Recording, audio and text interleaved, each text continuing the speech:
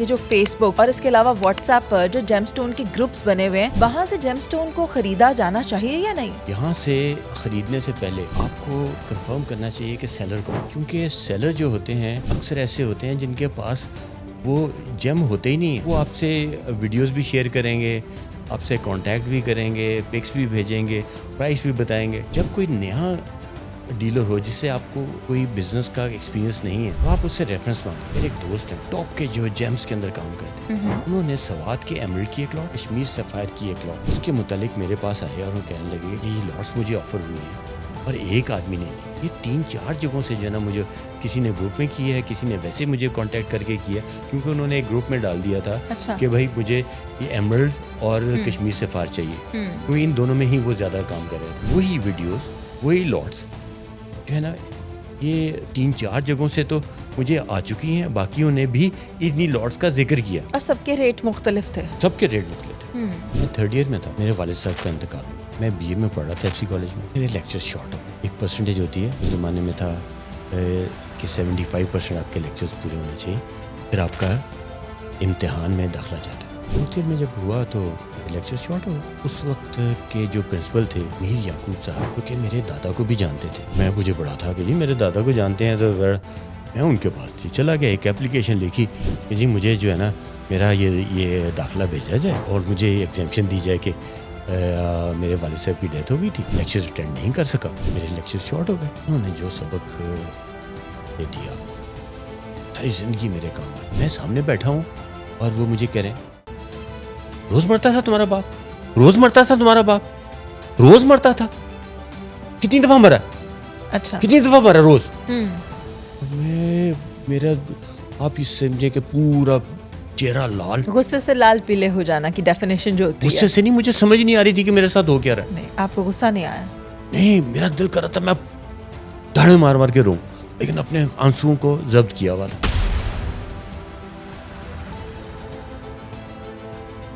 السلام علیکم ناظرین، آپ دیکھ رہے ہیں program gem talk with doctor Farooq اور میرا نام ہے منیز معین. ایک بار پھر سے حاضر ہیں انتہائی انٹرسٹنگ ایپیسوڈ کے ساتھ. جیسا کہ آپ جانتے ہیں کہ آج کے پروگرام میں ہم گفتگو کرنے جا رہے ہیں ڈاکٹر فاروق محمود بٹ سے، جنہوں نے PhD حاصل کر رکھی ہے جیم سٹون ٹریٹمنٹ اینڈ ریسرچ میں، اور اسی شعبے میں نئے آنے والے جو حضرات ہیں جو جیم سٹون کا بزنس کرنا چاہتے ہیں ان کے لیے وہ کیا مفید مشورے لے کر آئے ہیں، یہ سب ہم انہی سے جانیں گے. تو بلا تاخیر ہم انہیں شامل گفتگو کرتے ہیں. السلام علیکم ڈاکٹر صاحب. وعلیکم السلام، thank you very much. Doctor صاحب، سب سے پہلے تو جو بنیادی سوال ہے میرا وہ آپ سے یہ ہے کہ یہ جو فیس بک اور اس کے علاوہ واٹس ایپ پر جو جیم سٹون کے گروپس بنے ہوئے ہیں وہاں سے جیم سٹون کو خریدا جانا چاہیے یا نہیں؟ جیم سٹون آن لائن اور جو گروپس ہیں، فیس بک کے اوپر، واٹس ایپ کے اوپر جو گروپس ہیں، یہاں سے خریدنے سے پہلے آپ کو کنفرم کرنا چاہیے کہ سیلر کون ہے. کیونکہ سیلر جو ہوتے ہیں اکثر ایسے ہوتے ہیں جن کے پاس وہ جیم ہوتے ہی نہیں ہیں. اچھا. اور وہ آپ سے ویڈیوز بھی شیئر کریں گے، آپ سے کانٹیکٹ بھی کریں گے، پکس بھی بھیجیں گے، پرائس بھی بتائیں گے. جب کوئی نیا ڈیلر ہو جس سے آپ کو پہلے کوئی بزنس کا ایکسپیرینس نہیں ہے تو آپ اس سے ریفرنس مانگیں، ان لوگوں کا جن سے اس نے پہلے بزنس کیا ہے. آپ ان سے کانٹیکٹ کر کے اس کی ریپو معلوم کر لیں. ایک چند سال پہلے کا ایک واقعہ، میرے ایک دوست ہیں اچھا جو کہ ٹاپ کے جو جیمز کے اندر کام کرتے ہیں، انہوں نے سوات کے ایمرلڈ کی ایک لاٹ اور کشمیر سفائر کی ایک لاٹ، اچھا، اس کے متعلق میرے پاس آئے اور وہ کہنے لگے کہ یہ لاٹس مجھے آفر ہوئی ہیں اور ایک آدمی نے نہیں، یہ 3-4 جگہوں سے جو ہے نا مجھے کسی نے گروپ میں کیا ہے، کسی نے ویسے مجھے کانٹیکٹ کر کے کیا، کیونکہ انہوں نے ایک گروپ میں ڈال دیا تھا کہ بھائی مجھے یہ ایمرلڈ اور کشمیر سفائر چاہیے، کیونکہ ان دونوں میں ہی وہ زیادہ کام کر رہے تھے. تو یہ جو ہے یہ ایک ہی وہی ویڈیوز، وہی لاٹس جو ہے نا یہ 3-4 جگہوں سے تو مجھے آ چکی ہیں، باقیوں نے بھی انہی لاٹس کا ذکر کیا، اور سب کے ریٹ مختلف تھے. سب کے ریٹ مختلف تھے. چیز وہی تھی. میں نے انہیں کہا کہ آپ یوں کریں کہ لاٹ کے ساتھ انہیں کہیں کہ ایک کاغذ کے اوپر ڈیٹ، ٹائم اور اپنا نام لکھ کے بھیج دیں، پتہ چل جائے گا کس کے پاس ہے. 5-6 لوگوں نے وہ بھی کر دیا, ٹھیک ہے. وہ بھی آ گیا. اب ہے کس کے پاس, یہ ایک معمہ تھا.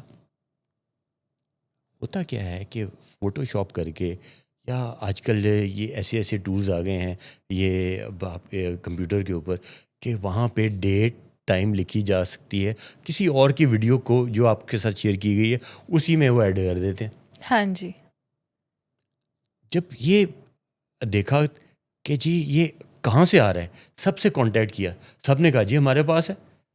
انہوں نے کہا اچھا میرے پاس بیٹھ کے یہ زیادہ تر کام ہو رہا ہے, ہم کیوں دوست ہیں میرے, یہ بہت پرانے دوست ہیں, کالج فرینڈس ہیں. تو انہیں کہا کہ جی میں نے تو پاکستان سے بائرز میرے آ رہے ہیں تو ان کو لے کے آنا ہے. وہ کہتے ہیں جی آپ لے کے آ جائیں. ہاں. اس میں سے 3 لوگوں نے کہا کہ جی آپ لے کے آ جائیں. انہوں نے کہا جی میں نے پاکستان سے باہر سے آنا ہے, ان کو لے کے آ کے میں نے آپ کے پاس آپ کے شہر میں آؤں گا, آپ سے یہ کروں گا. کوئی اسلام آباد میں تھا, کوئی پشاور میں تھا, یہ مختلف, اور چیز ایک ہی تھی. اچھا. مزے کی بات کیا تھی؟ مزے کی بات یہ تھی کہ وہ کسی کے پاس بھی نہیں تھے. کہاں تھے پھر؟ جو میرے دوست ہیں ہاں جی, وہ ان کی اپنی لاٹ تھی جو ان کے پاس ہی پڑی. تو پھر وہ شرارت کر رہے تھے؟ نہیں شرارت نہیں, وہ دیکھ رہے تھے کہ یہ ہو کیا رہا ہے, کہ میری لاٹ کے ساتھ انہوں نے صرف ایک آدمی سے شیئر کیا تھا. اچھا. اس نے جب انہوں نے اور وہی کالی بھیڑ تھی, وہی تھی, اسی نے آگے یہ مختلف لوگوں سے شیئر کی وہ پکس اور وہ جو ویڈیوز تھیں, اور پھر یہ ساری سٹوری چلی. اچھا. اس لیے بہت محتاط ہونے کی ضرورت ہے. اور وہ انہوں نے خوب انجوائے کیا اس بات کو, اور ہم لوگ جو ہے نا اس کو انجوائے کرتے رہے کہ بھئی چیز بھی ہمارے پاس ہے. جی جی. اور ہمیں مختلف لوگ آفر کر رہے ہیں, اور اس کے ساتھ باقاعدہ ڈیٹ ٹائم اور اپنا نام لکھ کے یہ بھیج رہے ہیں. سب بڑے بڑے فنکار بنے بیٹھے تھے. بڑے فنکار ہیں. سر کہتے ہیں نا ہر چمکتی چیز سونا نہیں ہوتی. جی ہاں. تو شاید وہ یہی کر رہے تھے. یہ چیز تو سونا ہی تھی, چیز تو بالکل سونا تھی, وہ چیز تو بالکل اچھی تھی اور صحیح تھی, لیکن کیا تھی ان کے پاس تھی ہی نہیں, اور وہ ایسے ہی جو ہے نا ہوا میں تیر چلا رہے تھے. اچھا سر, آپ سے یہ بھی پوچھنا چاہوں گی کہ پاکستان میں جیم سٹونز کی جو نئی دریافت ہونے والی مائنز ہیں ان کی رپورٹس آپ تک کیسے پہنچتی ہیں؟ ہوتا کچھ یوں ہے کہ جب کوئی نئی مائن نکلتی ہے تو کیونکہ لوگ مجھے جانتے ہیں کہ یہ کہ ہم ریسرچ اور ٹریٹمنٹ کا جو ہمارا سینٹر ہے, تو وہ مجھے سیمپلس بھیج دیتے ہیں کہ جی یہ نئی مائن ہے, اس میں سے یہ نکلے ہیں, اس پہ ریسرچ کریں اور اس کے ٹریٹمنٹس بتائیں کہ اس کی کوالٹی کیسے انہینس کی جا سکتی. ایک تو یہ ہے کہ کیسے یہ انہینس کی جاتی ہے اس کی کوالٹی, اگر وہ پتہ چل جائے تو اس کی ویلیو تو ان کی مائن کی بہت بڑھ جاتی ہے.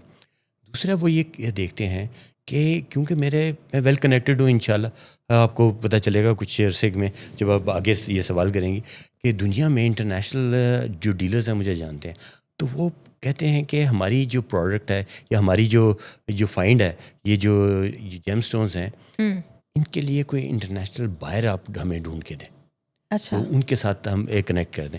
جس طرح ابھی ریسنٹلی کردو کے پاس ایک ریڈ سٹون نکلا ہے, اور وہ لوگ اتنے اناڑی ہیں, وہ لوکل لوگ ہیں کہ ان کو میرا کہیں سے پتہ چلا, انہوں نے کہا کہ جی یہ ہے, مجھے پکس بھی شیئر کی. میں نے کہا جی سیمپل بھیجیں, پہلے دیکھیں تو صحیح. ان کو پتہ ہی نہیں وہ ہے کیا چیز, لیکن وہ ایک وین ہے جہاں سے وہ نکلا ہے. اچھا. ہنزا سے گارنیٹ کی ایک بہت بڑا یہ جو ہے نا یہ کہہ لیں کہ اس کا بہت بڑا ریزرو نکلا ہے. بلوچستان سے کورنڈم کی ایک نئی مائن نکل آئی ہے. چترال میں گرم چشمہ کے علاوہ ایک اور جگہ سے بھی ایمرلڈ نکلا ہے, اور اس کے سائز بھی بہت بڑے بڑے بڑے سائز ہیں, اور بہت ہی, لیکن ہے بالکل اسی طرح سے لائٹ کلر میں. تو یہ جو نئی مائنز آتی ہیں تو وہاں کے سیمپلس جو میرے پاس آتے ہیں ایکچولی. اچھا. کیونکہ وہ چاہتے ہیں کہ اس کی کوالٹی کو انہینس کیا جائے, اور دوسری وجہ جب میں نے آپ سے عرض کیا کہ کوئی انٹرنیشنل اس کا بائر مل جائے. ٹھیک ہے. ڈاکٹر فاروق, بہت سے اوورسیز پاکستانی جیم سٹونز کا بزنس شروع کرنا چاہتے ہیں, تو آپ ان کی کس طرح سے مدد کر سکتے ہیں؟ بہت سے اوورسیز پاکستانی مجھ سے رابطہ کرتے ہیں, کیونکہ وہ جو جیمس کی پرائس دیکھتے ہیں انٹرنیشنل مارکیٹس میں, اور ان کو پتہ چلتا ہے کہ پاکستان سے جا رہے ہیں, تو انویسٹمنٹ کی تو کمی ان کے پاس نہیں ہے, تو وہ ایسی چیز میں انویسٹ کرنا چاہتے ہیں, لیکن وہ دھوکے سے بھی بہت ڈرتے ہیں. یہ اس کام میں کیونکہ ہر لاٹ دوسری لاٹ سے الگ ہے, اس کی پرائس الگ ہے, اس کی کوالٹی الگ ہے, اس کے سائزز یہ الگ ہیں, اس کی کلر شیڈز الگ ہیں, تو اس میں دھوکہ کھانا بہت آسان ہے. اچھا, اب وہ اس میں کرنا بھی چاہتے ہیں اور جھجکتے بھی ہیں. دھوکے سے کیسے بچیں؟ اس سے بچنے کے لیے میں نے ایک پروگرام بنایا کہ ایک gem stone secure trading house بناؤں. بنانا ہے جی یہ میں that is in the process. Okay. اس میں کریں گے کیا, جیم سٹونس کی لاٹ ہوگی. اچھا, سپوز 100 روپے کی لاٹ ہے.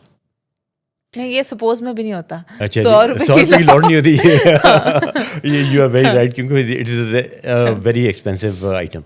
اس میں اچھی کوالٹی کے جو جیمز ہیں ان کو ہم جو اس کی پرائس ہوگی ایک ریزنیبل پرائس, یہ بھی نہیں کہ ایکسٹرا آرڈنری مارجنز ہوں گے یا ایسا ہوگا, وہاں پہ ان کو کہیں گے کہ جی آپ یہ ڈپازٹ کر دیں اور آپ یہ لے جائیں, اور آپ کو 45 ڈیز ہم آپ کے پاس ہیں, آپ اس کو بیچ لیں. اگر آپ بیچ سکتے ہیں ٹھیک ہے, ورنہ ایک نامنل سی فیس ہوگی یا اس کا ایک آپ کہہ رہے ہیں کہ کچھ چھوٹی سی پرسنٹیج ہوگی جو کہ کاٹ کے آپ اپنے اسٹونز واپس کر دیں اور اپنے پیسے لے جائیں. اس سے یہ ہے کہ وہ ان کو ایک تو کوالٹی کا یہ کی ایشورنس مل جائے گی, دوسرے یہ سارا پروسیس جو ہے نا, میری 1-2 کمپنی سے بات چل رہی ہے انشورنس کمپنی سے, کہ سب کچھ انشورڈ ہوگا تاکہ لاس کا احتمال کم سے کم ہو اور ان کو دھوکہ بھی نہ ہو, اور وہ انٹرنیشنل مارکیٹ کو جب تک اس میں کوئی چیز لے کے نہیں جائیں گے وہ کیسے ان کو سمجھ آئے گی کہ یہ کیا چیز ہے, کلر ہے, وہ سیکھتے بھی جائیں گے اور ان کو انٹرنیشنل مارکیٹ کا پتہ بھی چل جائے گا, ان کے لیے آسانی بھی ہو جائے گی. اور یہ سمجھ لیں کہ وہ ایک لرننگ یہ فیس دیں گے, لرننگ کاسٹ ہے ان کی, جو کہ وہ تھوڑی سی ان سے چارج کی جائے گی. یہ میں اس کا یہ میرا پروگرام ہے ان کو بچانے کے لیے, تاکہ وہ دھوکے سے بچ جائیں اور ایک اچھی چیز, اچھی کوالٹی کی چیز لے کر جائیں تاکہ انٹرنیشنل مارکیٹ میں بک جائے. کیوں اچھی چیز کے باہر اچھے ہوتے ہیں, جو ہلکی چیز ہوتی ہے اس کے باہر بھی نہیں اچھے ہوتے, نہ کیش باہر سیل ہوتے ہیں اور نہ ہی وہ کوئی یہ اچھے بائرز ہوتے ہیں. ہر کوئی کہتا ہے یہ تو چاہیے, ہمیں چاہیے نہیں کوالٹی. یعنی کریڈیبل بزنس ٹیکنیکس وہاں پر وہ سیکھ سکیں گے. Secure business, secure. ٹھیک ہے, یہ اوبیسلی ایک پرائس تو ان کو چھوٹی سی پے کرنی پڑے گی, لیکن ذہنی سکون بھی ہوگا اور اچھی کوالٹی, اور پھر ریٹرنیبل ہے نا کہ وہ چیز واپس کریں اور اپنے پیسے لے جائیں. صحیح. تو یہ انشاءاللہ جو جیم سٹون سیکیور ٹریڈنگ ہاؤس ہے یہ بہت جلد اسی سال ہی انشاءاللہ آپریشنل ہو جائے گا. صحیح. اوورسیز کے لیے تو آپ نے اچھا مشورہ دیا, لیکن ڈاکٹر صاحب میں جاننا چاہوں گی جو پاکستانی موجود ہیں وہ اگر جیم سٹون کا بزنس شروع کرنا چاہتے ہیں, پاکستان سے ریلیٹڈ لوگ, تو کیا وہ بھی آپ سے رابطہ کر سکتے ہیں؟ بالکل, کیوں نہیں. جب جیم سٹون سیکیور ٹریڈنگ ہاؤس کھل جائے گا تو اس میں تو یہ وہ تو اوپن ہے, وہ تو ہمارے پاکستانی جو بھی اس میں اس ٹریڈ میں آنا چاہتے ہیں, اور کیونکہ پاکستان میں رہ کے اس کی لرننگ بہت آسان ہے, اس لیے کہ ہمارے پاس بے شمار سیمپلز ہیں, ہماری یہ جگہ جگہ مارکیٹس ہیں, وہ اس میں جا کے دیکھ بھی سکتے ہیں. ہمارے پاس جب آئیں گے نا تو ہم ان کو بیسکس بھی بتائیں گے. جب جو چیز جون سی جس مثلا سپوز وہ ایمرلڈ میں انٹرسٹڈ ہیں تو ایمرلڈ کے متعلق ان کو جب وہ لاٹ لیں گے تو اس کے متعلق ان کو ساری آگاہی دی جائے گی, کیونکہ آگے انہوں نے بیچنا ہے. اور جب وہ بیچنے لگیں گے تو جو بائر ان سے جو سوال پوچھے گا کم سے کم ان کے جوابات تو آنے چاہیے. ایگزیکٹلی. اس لیے وہ سیکھیں گے بھی, اور ہم ان کے لیے بھی اسی طرح سے کریں گے کہ آئیں کریں, اور وہی اگین کہ وہ سیکیور ہوگا اور انشورڈ ہوگا تاکہ بچ جائیں.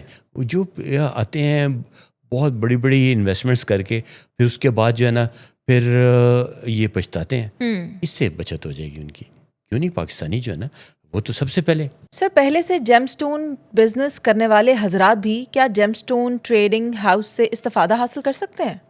بالکل, کیوں نہیں.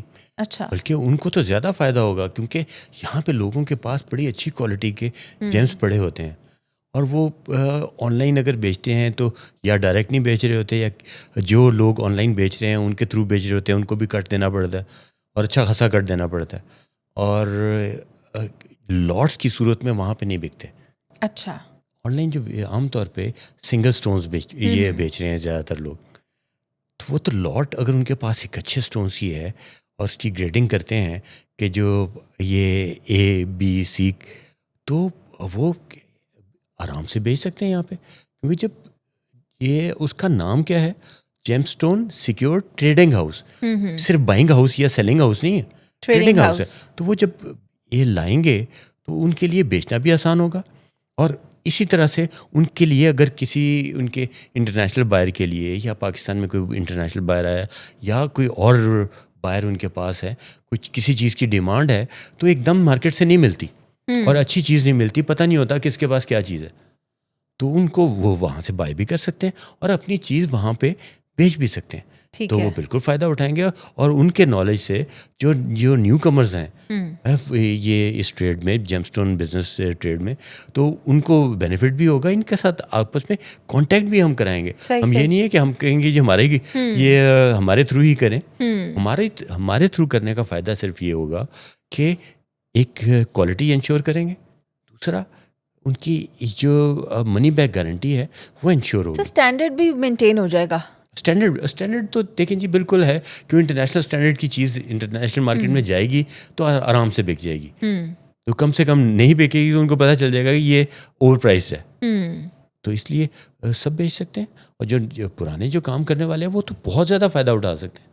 اچھا جی ہاں. ڈاکٹر صاحب, UAE نے جیم اسٹونز میں بہت ترقی حاصل کی ہے, تو اس کی کامیابی کا صحرا کس کو جاتا ہے؟ میرے خیال میں تو شیخ محمد بن راشد المختوم, جو کہ دبئی کے رولر بھی ہیں, ان کا ویژن ہے. اچھا. جب ان کا ویژن تھا, میں نے ان کا ایک انٹرویو سنا بہت سال پہلے, انہوں نے کہا کہ اسے کہ جی کہ جو دبئی ہے, we want to be the best in everything, and they are, and they have become best in most of the things. اس کی وجہ کیا ہے؟ Vision, policies, consistent policies. یہ صرف یہی نہیں ہے کہ ایک دفعہ پالیسی بنا لی تو اس پہ ہی قائم رہے, پیوٹ کرتے رہے. لیٹسٹ ٹیکنالوجیز جو ہیں ان کو اڈاپٹ کیا. ان کو اڈاپٹ کرنے کے ساتھ ساتھ انہوں نے ایز آف ڈوئنگ بزنس جی, اور جو اور آسان کرتے چلے جا رہے ہیں, کرتے ہی چلے جا رہے ہیں. اب جو یورپینز ہیں وہ یورپ میں بیٹھ کے دبئی میں کمپنی کھول لیتے ہیں, جس کے پاس یورپین پاسپورٹ ہے. اب کتنی آسانی ہے, وہاں سے وہ انویسٹمنٹ یہاں پہ کریں گے, بہت ہی آسان ہے. خاص طور پہ جب یہ یوکرین کی اور رشیا کی جنگ شروع ہوئی ہے تو بہت سارے لوگ یورپ سے انویسٹمنٹ کہیں اور لے کے جانا چاہ رہے تھے, تو وہ دبئی میں لے آئے. صحیح. پھر یہ ہے کہ جاب وہاں پہ جو ہے, جو ورک فورس ہے, وہ آپ عام دیکھیں کہ انہوں نے ایک ایسا سسٹم بنایا ہوا ہے کہ وہاں ہائیلی اسکلڈ لوگوں کے لیے ویزا کا حصول بہت آسان ہے. ہاں جی, اپرچونیٹیز بھی بہت زیادہ ہیں. اپرچونیٹیز بہت زیادہ ہیں. اب جو اسٹارٹ اپس ہیں ان کے لیے انویسٹمنٹ, اور اپنے لوگوں کو انہوں نے انٹرنیشنل یہ ایجوکیشن جو تھی, جو لیٹسٹ جو چیزیں ہیں ان کی ایجوکیشن دلوائی ہے. اب یہ تو ان کی پالیسیز آ گئیں. اب لیٹسٹ ٹیکنالوجی آپ دیکھیں کہ وہاں پہ کتنے شوز ہوتے ہیں. ہاں جی. یہ جہاں پہ کہ آپ یہ دیکھتے جائیں کہ وہاں پہ لیٹسٹ ٹیکنالوجی انٹروڈیوس ہوتی ہے. ایون چائنیز وہاں پہ بہت زیادہ انویسٹمنٹ کر رہے ہیں. اب آ جائیں ہم جیمس کی طرف کہ جیمس میں کیسے ترقی, ہاں, اس میں کیسے ترقی کی؟ انہوں نے DMCC ایک بنایا وہاں پہ. اچھا. ڈائمنڈ ڈسٹرکٹ ہی آپ کہہ لیں. اب وہاں پہ اس میں ڈائمنڈ کی ٹریڈنگ بہت بڑی, پہلے صرف بیلجیم میں ہوتی تھی, یہ جو اس کو ہب سمجھا جاتا تھا, یا پہلے اس سے پہلے یہ اس کے ساتھ ساتھ ایمسٹرڈیم میں ہوتی تھی, اور انڈیا میں. اچھا. انڈیا میں 90% جیم اسٹونس جو ہے یہ جو ڈائمنڈز ہیں وہ وہاں پہ کٹنگ ہوتی ہے. تو انہوں نے وہاں سے انڈینز کو بھی انوائٹ کیا, اور اس وقت انڈینز انڈیا میں بیٹھنے کی بجائے وہ دبئی میں بیٹھ کے اپنے ڈائمنڈز بیچ رہے ہیں. اور بائنگ, کیونکہ مینوفیکچر کرتے ہیں صورت میں, یہ انڈیا میں, اور لے کے آتے ہیں دبئی میں. اب کلر جیم اسٹونس کی طرف آ جائیں. میں بہت بڑا فین ہوں دیو شیٹی کا.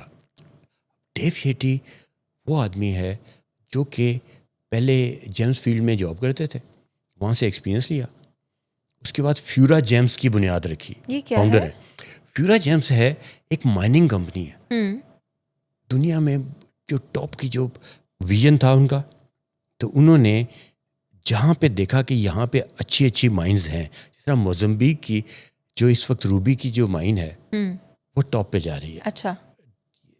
ٹاپ پروڈیوسر ہے روبیز کی جو موزمبیق کی مائن ہے, وہ انہوں نے ایکوائر کر لی. اچھا.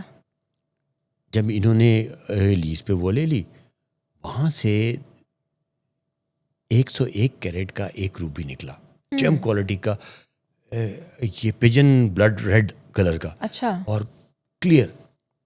اس کو جب کٹ کیا تو 55.22 کیرٹس کا نکلا. یہ کٹ ہونے کے بعد وہ بنا, جو کہ ورلڈ ریکارڈ ہولڈر ہے. وہ آکشن میں غالباً 22 کی آکشن میں سدھبیز کی 34.8 ملین ڈالرز کا بکا. اچھا. 34.8 ملین ڈالرز. اب وہ ایسا کام کیا, پھر وہ وہاں پہ رکے نہیں. انہوں نے ریسنٹلی وہاں پہ سی او بھی تھے, اسی کے فاؤنڈر بھی تھے, سی او بھی تھے فیورا جیمز کے. اس کے بعد انہوں نے وہاں سے ریزائن کر کے ابھی ریسنٹلی جیم اورا جیم ہاؤس شروع کیا. کٹ سٹون کا دنیا کا پہلا آکشن ہاؤس, ایکسکلوسو, صرف اور اس کی پہلی آکشن کی ہے انہوں نے یہ 17 سے 19 مارچ کو. اچھا. اور پھر ساتھ ہی نیو یارک میں کی ہے, پہلے دبئی میں اور وہاں پہ دونوں جگہ. ٹھیک ہے. تو ایک بہت بڑا قدم اٹھایا. اب یہ ایک کہاں پہ انہوں نے فیورا جیم بنائی, اور اس کے بعد کہاں پہ اب یہ کر رہے ہیں. اور اس کو بھی وہ جس طرح کے ان کے کانٹیکٹس ہیں, جتنا کا ویژن ہے, جو سمجھتے ہیں, انہوں نے ایسے ہی قدم نہیں اٹھایا. اچھا. اور یہ دبئی کے اندر کیوں ہوا؟ کیونکہ وہاں کے جو شیخ ہیں, جب ان سے کوئی ڈسکشن ہوتی ہے اس معاملے میں, تو وہ آپ کو پالیسیز کے اندر اور آپ کو نئی چیز کے اندر اتنی ریلیکسیشن دیتے ہیں کہ آدمی حیران رہ جاتا ہے.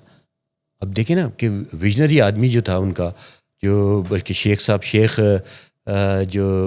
ہیں جو کہ رولر ہیں دبئی کے اس وقت, وہ یو اے ای کے پرائم منسٹر بھی ہیں اور یو اے ای کے وائس پریزیڈنٹ بھی ہیں. اچھا. شیخ محمد جو ہے, دیکھ لیں کہ ان کا ویژن پورے یو اے کو لے کے اوپر جا رہا ہے. تو اس میں یہ جیمز بھی شامل ہے. تو سارا کریڈٹ ان کو ہی جاتا ہے, ان کو شروع کرنے کا ان کو جاتا ہے. لیکن انہوں نے جو ہائیلی اسکلڈ اور جو ویژنری لوگ ہیں ان کو انوائٹ کیا اور ان کو فیسیلیٹیٹ کیا. یہ تو ان کو ہی جائے گا نا. ٹھیک ہے. ڈاکٹر صاحب, آپ نے زندگی میں سب سے کارآمد سبق کس سے سیکھا ہے؟ میں 3rd ایئر میں تھا,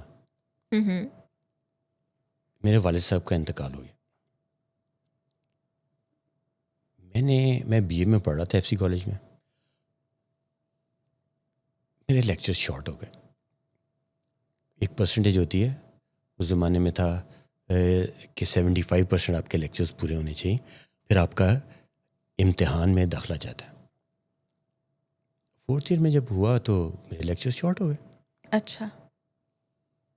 میں اس وقت کے جو پرنسپل تھے میر یعقوب صاحب, جو کہ میرے دادا کو بھی جانتے تھے, مجھے بڑا تھا کہ جی میرے دادا کو جانتے ہیں, تو میں ان کے پاس چلا گیا. ایک اپلیکیشن لکھی کہ جی مجھے جو ہے نا میرا یہ داخلہ بھیجا جائے یہ ایگزام یہ اس پہ یونیورسٹی میں, تو اور مجھے ایگزامشن دی جائے کہ میرے والد صاحب کی ڈیتھ ہو گئی تھی تو میں لیکچر اٹینڈ نہیں کر سکا, تو میرے لیکچر شارٹ ہو گئے. میر صاحب کو میں نے اپنا انٹروڈکشن بھی کرایا, جی میں جی ان کا پوتا ہوں. انہوں نے جو سبق مجھے دیا ساری زندگی میرے کام آئے. انہوں نے اپلیکیشن پڑھی اور مجھ سے پوچھتے ہیں کہ تمہارے والد صاحب کی ڈیتھ کب ہوئی تھی؟ میں نے انہیں بتایا کہ جی تقریباً 1.25 سال پہلے. تو انہوں نے چھوٹتے ساتھ ہی مجھے کہا ہمارے والد صاحب ایک دن مرے تھے کہ روز مرتے تھے. میں تھوڑا سا ٹچی بھی تھا کہ والد صاحب کی ڈیتھ ہوئی تھی. بڑی مشکل سے میں اپنے آنسو رو کرا. کہتے ہیں روز مرتے تھے. 3-4 دفعہ انہوں نے ریپیٹ کیا.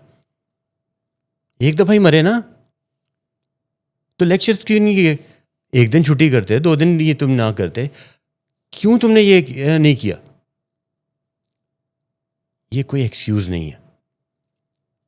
میں تو مظلوم بن کے جا رہا تھا کہ جی میرے والد صاحب کی ڈیتھ ہوئی ہے تو یہ میرے ساتھ جو ہے نا کوئی سمپتھی کا اظہار کریں گے اور یہ اس پہ سائن کر دیں گے کہ جی ٹھیک ہے جی ایگزامٹ کر دیا.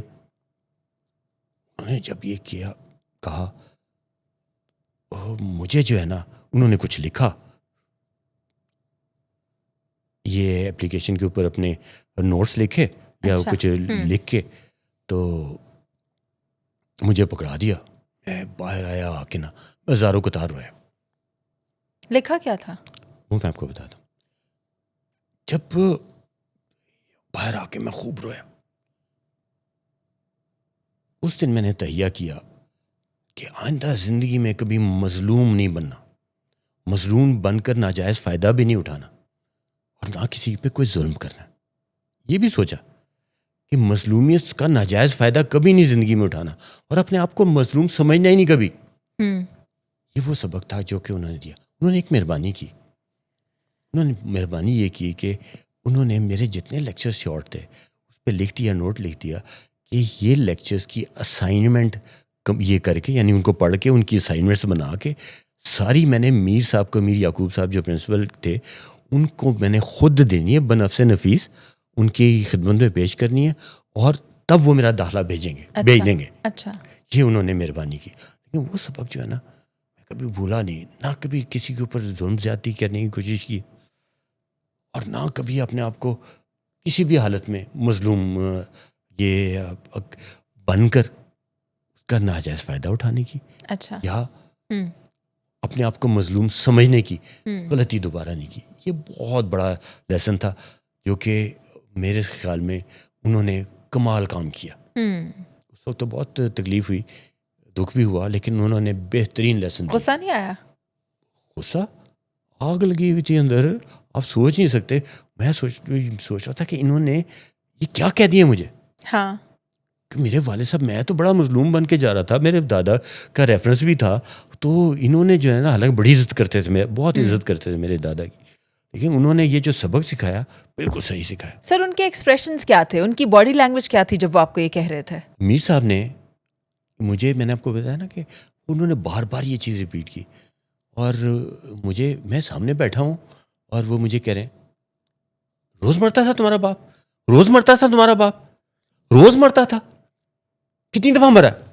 اچھا کتنی دفعہ مرا روز؟ اور میرا آپ اس سمجھے کہ پورا چہرہ لال, غصے سے لال پیلے ہو جانا کی ڈیفینیشن جو ہوتی ہے. غصے سے نہیں, مجھے سمجھ نہیں آ رہی تھی کہ میرے ساتھ ہو کیا رہا ہے. نہیں, آپ کو غصہ نہیں آیا؟ نہیں, میرا دل کر رہا تھا میں دھاڑے مار مار کے روں, لیکن اپنے آنسوؤں کو ضبط کیا ہوا تھا. لیکن وہ پھر یہ ان کی جو بات تھی, انہوں نے بار بار یہ کہا روز مرتا تھا تمہارا باپ, روز مرتا تھا تمہارا باپ, روز مرتا تھا تمہارا باپ. انہوں نے ایسا میرے ذہن کے اندر ڈالا کہ تم کیا کر رہے ہو, مظلوم بن رہے, یہ تو وجہ ہی نہیں ہے. سمپتی نہ لو, سمپتی نہ لو. ڈاکٹر صاحب میں جاننا چاہوں گی آپ کو آج تک سب سے بہترین کمنٹس کیا ملے ہیں؟ ساری زندگی میں بہت سے کمنٹس ملے, لیکن وہ ایک خاص کمنٹس کون سے تھے؟ میں 3 کمنٹس کا بتاتا ہوں, 1 by 1. پہلے یہ جو ٹاپ کا یہ کمنٹ ہے سب سے اینڈ میں آپ کو بتاؤں گا. 2013 میں نے کچھ کورسز کروائے اسلام آباد میں, Pakistan museum of natural history شکر پڑیاں اسلام آباد میں.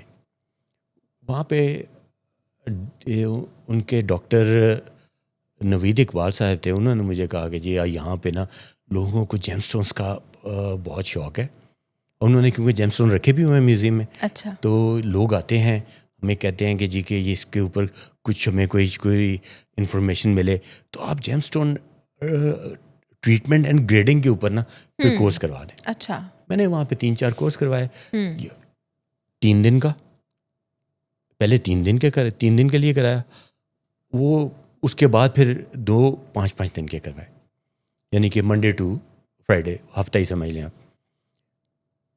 جب میں وہاں پہلے کورس کے لیے جا رہا تھا تو میں نے ان کو کہا دیکھیں 15 اسٹوڈنٹ سے زیادہ نہیں ہونے چاہیے, کیونکہ جو ٹویزر, جو اسٹونس اور جو میگنیفائنگ گلاسز, جو یہ آئی گلاس جس کو کہتے ہیں آئی پیس کہتے ہیں, جو کہ 10 ٹائمز بڑا کر کے دکھاتا ہے اسٹونس کو, اور جو باقی جو اکوپمنٹ ہے میرے پاس اتنے ہی میں ارینج کر پاؤں گا. ان کا مجھے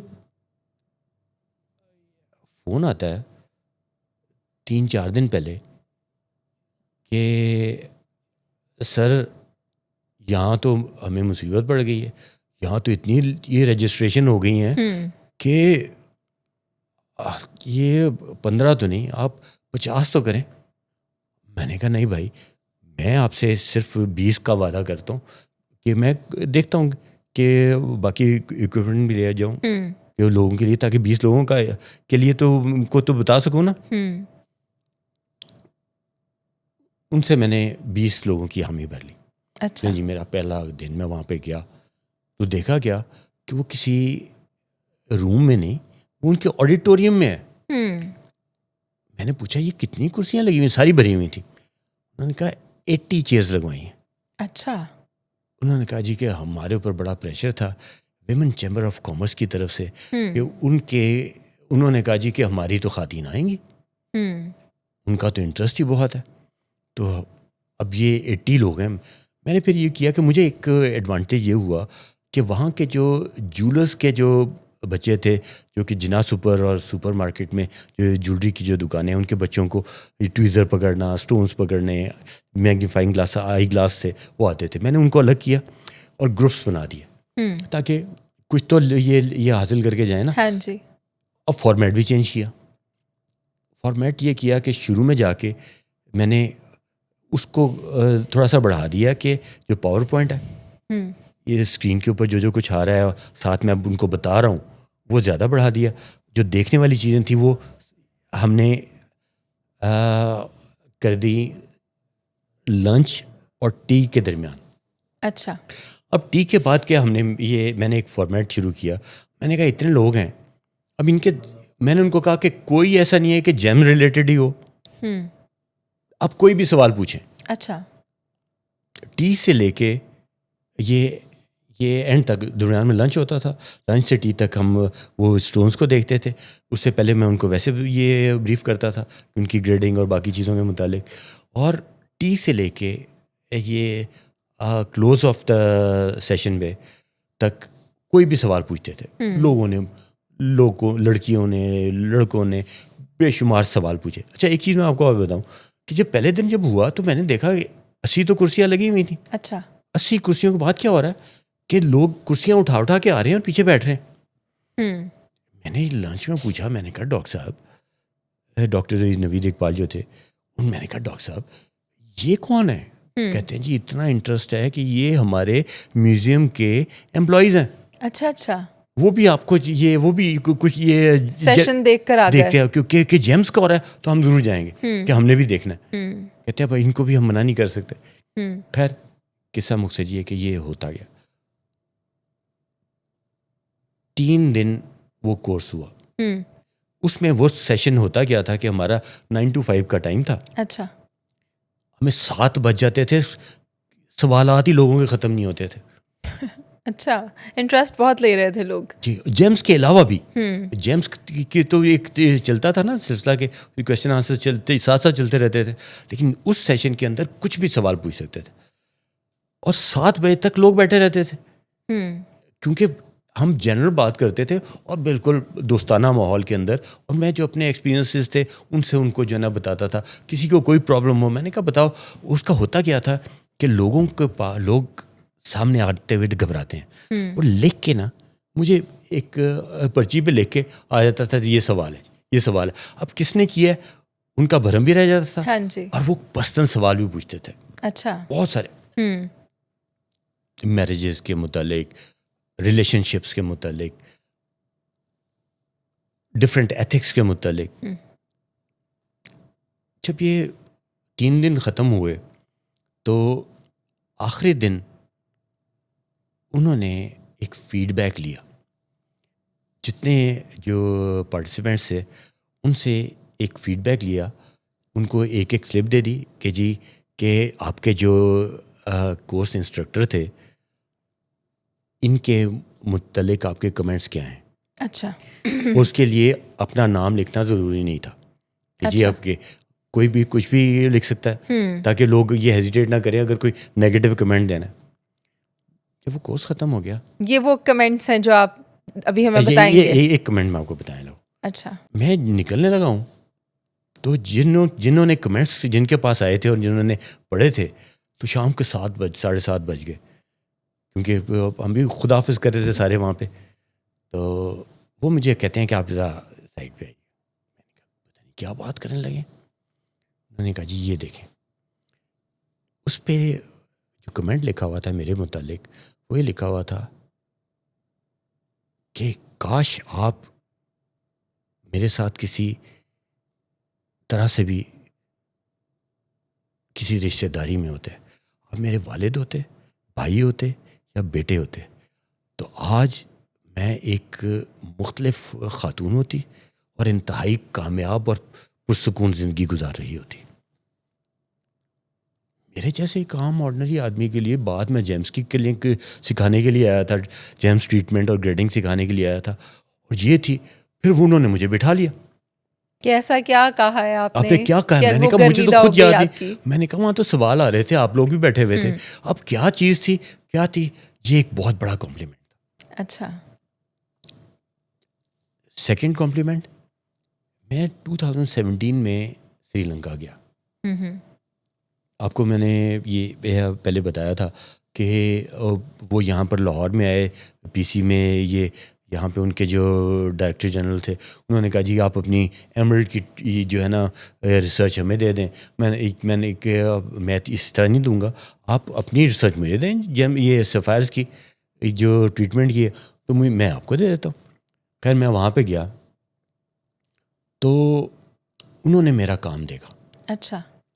جب میں نے وہاں پہ ٹریٹمنٹس کیے اور میں نے ان کو یہ جو دکھایا تو اینڈ کے اوپر وہاں کے انہوں بہت سارے جو ٹریٹرز تھے وہاں کے, رتنا کہتے ہیں یہ جیم کو پورا کہتے ہیں سٹی کو, جیم سٹی نام ہے اس کا.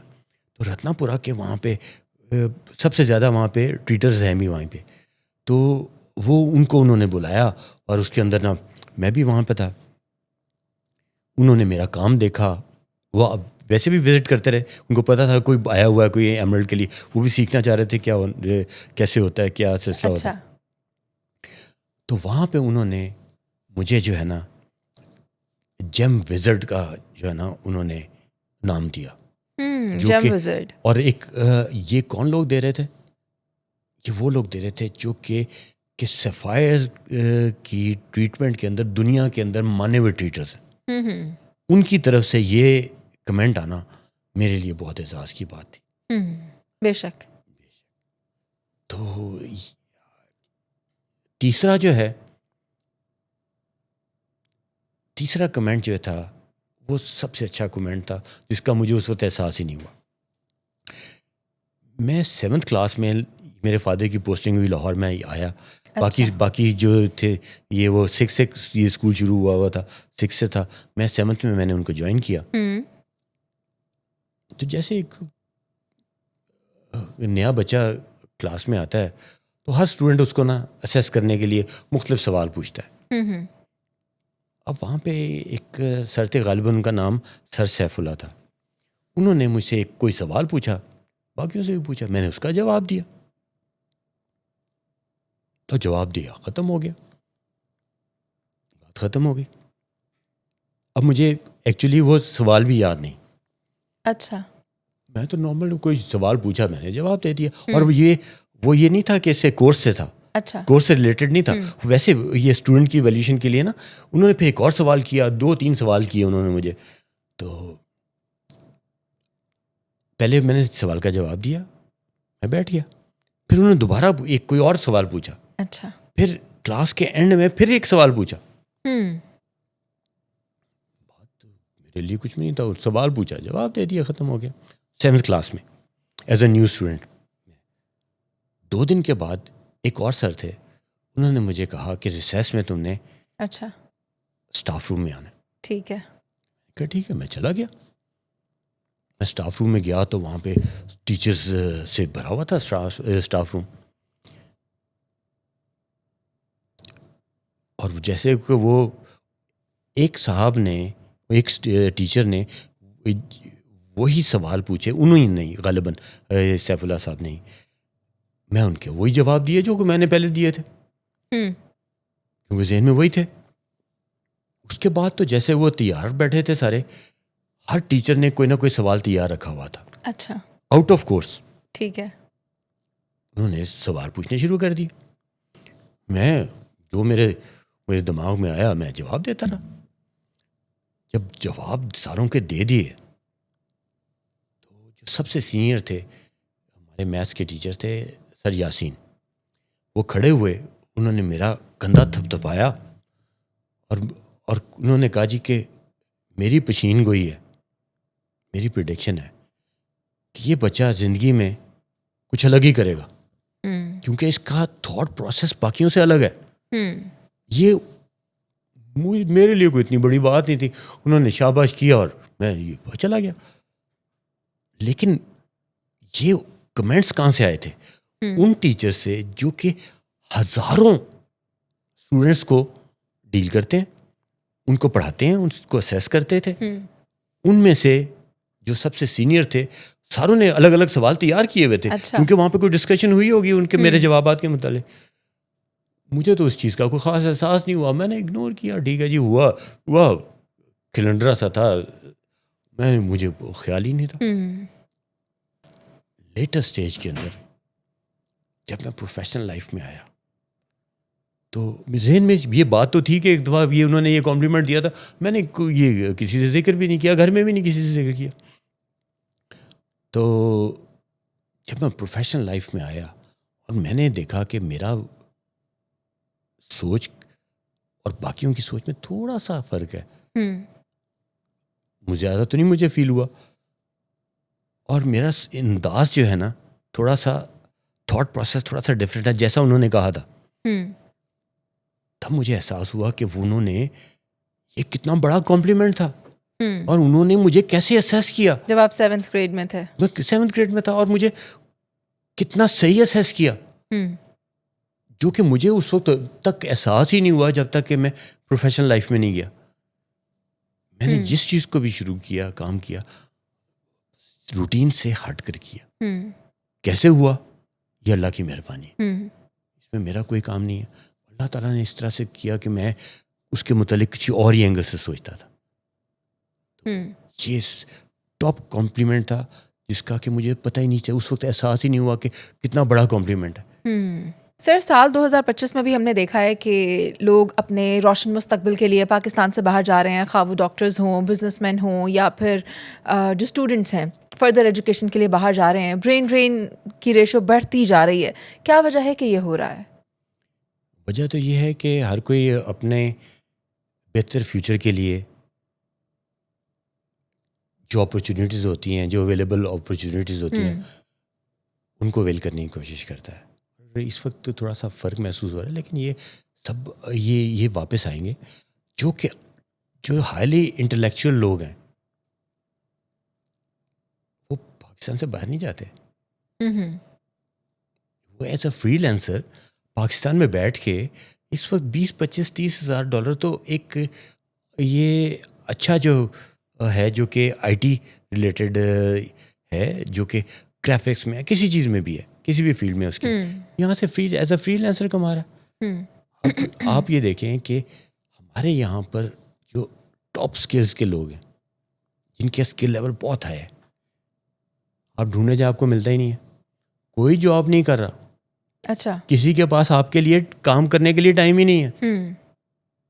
ہمارا پرابلم کیا ہے کہ اسکل لیول ہمارا لو ہے. جو اسکل لیول ہے نا, اگر یہ لو اسکل لیول کے ساتھ آپ باہر جائیں گے تو وہاں کہیں نہ کہیں ایڈجسٹ ہو کے وہاں سے سیکھ لیں گے. لمبا کام ہے.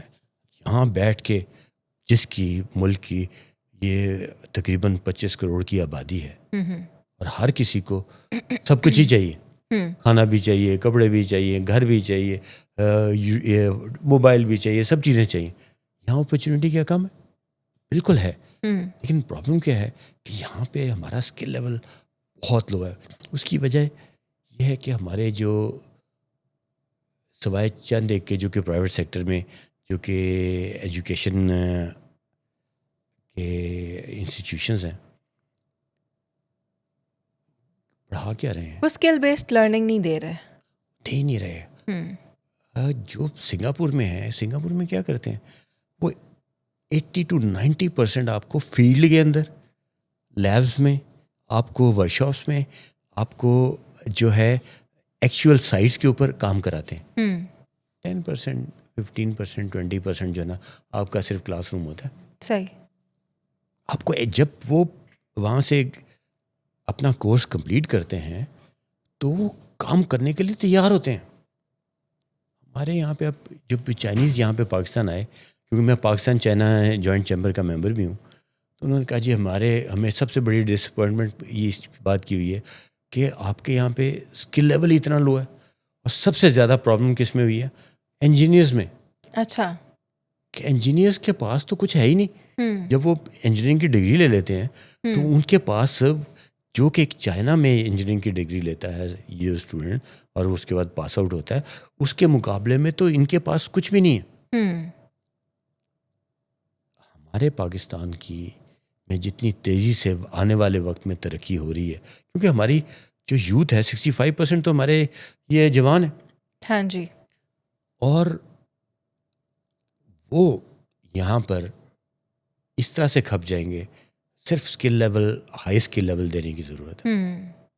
اور یہ واپس آئیں گے جو جا رہے ہیں نا، ایک دفعہ جائیں گے وہاں سے اسکلز لے کر آئیں گے، کیونکہ دنیا کے حالات بدل رہے ہیں. یورپ میں جنگ شروع ہو گئی، مڈل ایسٹ میں جنگ شروع ہو گئی. پاکستان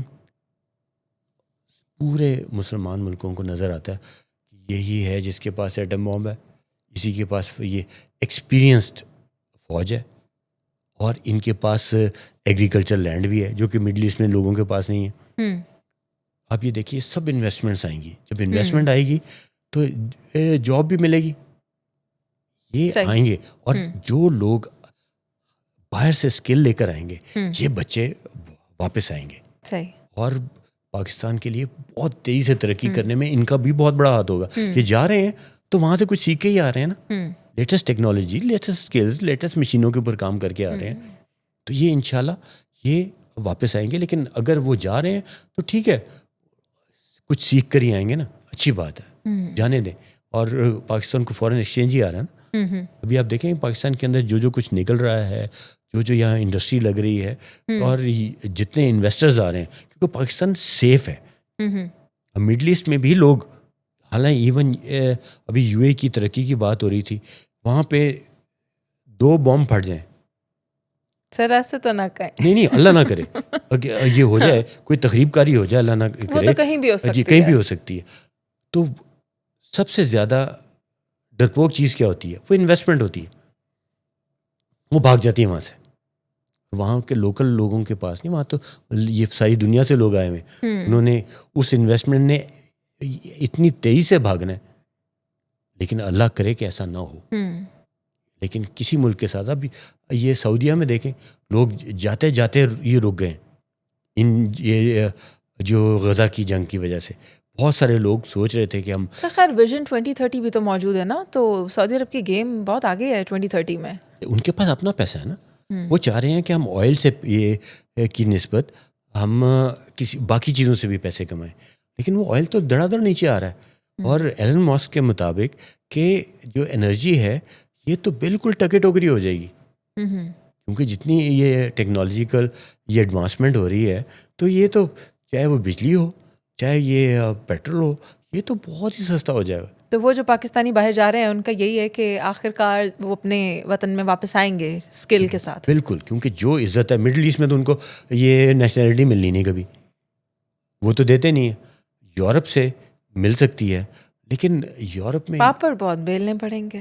جی بالکل بالکل. دیکھیں جی کچھ حاصل کرنے کے لیے کچھ محنت کرنی پڑتی ہے، اسکل لیول نہیں ہے نا، تو اپنی جگہ بنانے میں بہت ٹائم لگتا ہے. اپنے آپ کو اپ گریڈ کرنا پڑے گا. تو انشاءاللہ یہ لوگ جا رہے ہیں، کوئی بات نہیں، جائیں گے تو پھر واپس بھی آئیں گے. ٹھیک ہے انشاءاللہ. ڈاکٹر صاحب زندگی میں سب سے زیادہ چبھتے ہوئے کمنٹس کون سے ملے؟ بہت سے ملے، لیکن میں ان کا ذکر نہیں کرنا چاہتا، کرنا بھی نہیں چاہیے، اس لیے کہ میں نے ان کو معاف کر دیا۔ جو انہوں نے کہا، پتہ نہیں کس اسٹیٹ آف مائنڈ میں تھے، کتنے پریشان تھے یا کتنے دکھے ہوئے تھے، تو ان کو اصل میں نہیں معاف کیا، میں نے اپنے آپ کو معاف کیا، اور اس کا فوری اجر یہ ملا کہ میں فوری طور پر پرسکون ہو گیا۔ جب تک میں ان کے ان تلخ جملوں کے اوپر غور کرتا رہا تو پریشان رہا، لیکن جیسے ہی معاف کیا میں نے اپنے آپ کو معاف کیا، سکون میں آ گیا۔ یہ آسان کام نہیں ہوتا، یہ تو شیطان کا کام ہے نا، 24 گھنٹے 24/7 وہ یہی کام کرے، وسوسے میں ڈالے وسوسے میں ڈالے رکھے گا، نگیٹیوٹی ڈالے گا، لیکن نگیٹیوٹی نکالیں تو اس کا پھل بھی تو بہت ہے۔ میں ان کے لیے بھی پھر اس سے ایک اسٹیپ آگے گیا، میں ان کے لیے بھی اللہ سے ہدایت اور ان کی مغفرت کی دعا کرتا ہوں۔ کہتے ہیں سر رہنمائی مانگ لیں، آپ مغفرت مانگ رہے ہیں ان کی، پہلے رہنمائی زندہ ہے، رہنمائی مانگ لیں۔ نہیں وہ میں یہ کہہ رہا ہوں نا کہ اللہ تعالیٰ سے ان سے ہدایت مانگ رہا ہوں کہ اللہ ان کو ہدایت دے اور ان کو جو انہوں نے کہا اس کے معاف بھی کر دے۔ اچھا اچھا۔ اور اپنے لیے بھی معافی مانگتا ہوں کہ مجھ سے جانے انجانے اگر کسی کو کوئی تکلیف پہنچی ہے، کسی کا دل دکھا دیا میں نے، کسی کا نقصان کر دیا جانے انجانے، تو یہ اللہ مجھے معاف کرے، یہ میں ڈیلی کرتا۔ کہتے ہیں کہ انسان بھول جاتا ہے، اللہ نہیں بھولتا۔ میں کوئی ذکر نہیں کروں گا، کچھ نہیں کروں گا، لیکن صرف ایک آپ نے سوال پوچھا تھا، میں وہ کمنٹ کون سا ہے؟ نہیں کمنٹ نہیں، میں وہ بھول گیا، وہ ختم ہو گیا، بھولا تو نہیں، لیکن یہ ہے کہ ذہن سے اس کا کبھی بھولا کبھی یاد کیا، اس کی چبن نکال دی، اس کی چبن نکال دی۔ اچھا، تو انسان جو ہے بھول جاتا ہے، اللہ نہیں بھولتا۔ جن لوگوں نے انتہائی تلخ اور چبھتے ہوئے جملے الفاظ استعمال کیے تھے، یا تو وہ ان کے اوپر پلٹ کے آ گئے یا ان کی زندگی کا سکون تباہ ہو گیا، یہ میں نے دیکھا۔ سر یہ تو طے ہے، یہ تو ہونا ہے، جب ایک انسان ڈیزرو نہیں کرتا تو آسمان سے بد دعا واپس آ کر لگتی ہے۔ بالکل، کہتے ہیں نا کہ بد دعا کے متعلق بھی ایک ہے، کہتے ہیں کہ بد دعا جب عرشوں پہ جاتی ہے نا، تو اگر تو آدمی صحیح بد دعا دے رہا ہے تو سیدھی جا کے لگتی ہے، یا بد دعا نہ کہیں آپ اس کو کہہ دیں ہاں، کہ جب وہی آدمی جو نا بد دعا نہیں بھی دیتا تو اس کے دل سے جو وہ جو نکلتی ہے نا، وہ جو تکلیف دے، یہ کہہ دیں کہ بغیر کچھ کہے وہ جو ہاں جس کو کہا جاتا ہے، تو وہ ہاں لگ جاتی ہے۔ اور اگر بد دعا غلط دی ہو وہ لوٹ کے اوپر آتی ہے، یہ بھی ذہن میں رکھیں۔ بعض لوگوں کی عادت ہوتی ہے ہر وقت بد دعا دینا، میں اس کو بھی ان سے ریکویسٹ کروں گا کہ نہ دیا کریں، کیونکہ اگر غلط بد دعا دے دی تو سیدھی لوٹ کے ہمارے اوپر ہی آئے گی۔ اس لیے یہ میرا ماننا ہے، باقی اللہ جو چاہے کر سکتا ہے، جس کو چاہے معاف کر سکتا ہے، میں تو ہر وقت اس سے اپنے لیے معافی کا طلبگار ہوں۔ ڈاکٹر صاحب میں جاننا چاہوں گی چیزوں کو باریک بینی سے جانچنے اور اینالائز کرنے کی ترغیب کہاں سے ملی؟ یہ ایسا ہوا کہ ہم لاہور شفٹ ہوئے، 7th میں تھا، 12 سال میری عمر تھی۔ میرے والد صاحب مجھے پک کرنے کے لیے آتے تھے، گرمیوں کے دن تھے، گاڑی میں بھی ہوتا تھا، دوسرے بہن بھائی بھی ہوتے تھے۔ تو اس زمانے میں سڑکوں پہ کارپیٹنگ نہیں ہوتی تھی، جو لک ہوتی تھی وہ ڈالی ہوتی تھی، اتنی موٹی موٹی لک، اور دور سے چمکتا بھی ایسے لگتا ہے جیسے پانی ہے، دور سے دیکھیں تو اتنی موٹی لک ہوتی تھی۔ تو اس زمانے میں نہ موبائل تھے، نہ کمپیوٹر تھے، نہ یہ آن لائن کوئی چیز دیکھی جا سکتی تھی۔ تو وہاں پہ میں لوگ کو آج کتنی پگھلی ہوئی ہے اس سے اندازہ لگا کے بتاتا تھا کہ آج ٹیمپریچر کتنا ہے، کیونکہ سیم ٹائم پہ ہم جاتے تھے دوپہر کو۔ اس زمانے میں سینٹی گریڈس میں نہیں ہوتا تھا، فیرن ہائٹس میں ہوتا تھا، 108 ہے، 107 ہے، 109 ہے، 110 ہے یہ ٹیمپریچر، 105 ہے۔ میرے والد صاحب مجھ سے ڈیلی پوچھتے تھے کہ بھئی آج کتنا ہے. اچھا. کیونکہ میرا ایک دو دفعہ کیا تو میرا بڑا کلوز تھا, ایکوریٹ. ایک جا وہ ہوتا کیا تھا, یا تو بالکل ویسا ہوتا تھا یا ایک آدھ ڈگری اوپر یا نیچے ہوتا تھا. یہ میں ڈیلی جو ہے نا وہاں سے اس لک کو, سیم سڑکیں تھیں, سیم راستہ تھا, دوپہر کے وقت جب واپس جاتے تھے تو اس لک کو کہ آج کتنی پگھلی ہوئی ہے میں ٹیمپریچر بتاتا تھا. اور اس زمانے میں ٹیمپریچر کو ویریفائی کرنے کا صرف ایک ہی تھا کہ آج کتنا ٹیمپریچر تھا. رات کو خبر نامے کے بعد ایک ہوتا تھا موسم کا حال. اچھا. 9 بجے خبر نامہ ہوتا تھا, اس کے بعد ہوتا تھا موسم کا حال. اس موسم کے حال کے اندر ہوتا تھا, مطلب صبح آپ اپنے ابو کو بتاتے تھے اور رات میں وہاں سے ویریفیکیشن ہوتی وہ تھی. سارے بیٹھے ہوتے تھے نا, کیونکہ یہ ایک ہی ٹی وی تھا, سارے اس کے پاس دیکھتے تھے. اور خبر نامے کے بعد ہمارے گھر میں سب یہ سونے کی تیاری کرتے تھے. اچھا. کیوں والد صاحب دیکھتے تھے پورا خبر نامہ, تو ہم نے, کیونکہ ایک ہی کمرے میں اے سی چلتا تھا اور اسی کمرے میں یہ ٹی وی ہوتا تھا, خبر نامے کے بعد پھر سارے سوتے تھے. تو وہاں پہ جی رات کو وہ ہوتا تھا, اور اس سے مجھے چیزوں کو بہت ہی مائنیوٹلی دیکھنے کا, باریکی سے دیکھنے کا, اور ان کو انالائز کرنے کا, ان کا یہ گہرائی میں جائزہ لینے کا ایک شوق بھی بڑھ گیا, ایک عادت بھی بن گئی. اور اس کی وجہ یہ تھی کہ میں اس وقت مجھے اپریشیٹ کیا گیا, اور یہ چیز میری ساری زندگی کام آئی. اور میں چیزوں کو بہت باریک بینی سے ڈیٹیل میں دیکھنے کا عادی بن گیا. صحیح. تو اس سے مجھے یہ بہت فائدہ ہوا. اسی لیے جو بچہ جس چیز میں آپ دیکھیں کہ اس میں کچھ تھوڑا سا یہ بہتر ہے, اس کو اپریشیٹ کرنا چاہیے. جس میں وہ انٹرسٹ لے رہے ہیں انہیں انٹرسٹ لے رہا ہے, انکریج کرنا ہے, جس میں اللہ تعالیٰ نے اس کو تھوڑا سا یہ باقیوں سے بڑھ کے جو ہے نا وہ اس میں کوئی آپ یہ سمجھیں کہ سمجھ دی ہے اس کی, یا اس کا شوق دی ہے, تو اس کو ضرور اپریشیٹ کرنا چاہیے. اور وہ پھر ساری زندگی ایک عادت بن جاتی ہے, اور اس کا فائدہ ہوتا ہے. صحیح. بہت شکریہ ڈاکٹر فاروق محمود بٹ, آپ ہمارے ساتھ موجود تھے, آپ یہاں آئے, آپ کے وقت کا بہت شکریہ. ناظرین, آپ دیکھ رہے تھے program gem talk with doctor Farooq, اور پروگرام کا وقت ختم ہو گیا ہے. آپ ہمیں لائک کر سکتے ہیں, سبسکرائب کر سکتے ہیں, ہماری ویڈیو پسند آئے تو شیئر کر سکتے ہیں. ابھی کے لیے اجازت دیجیے. اللہ نگہبان.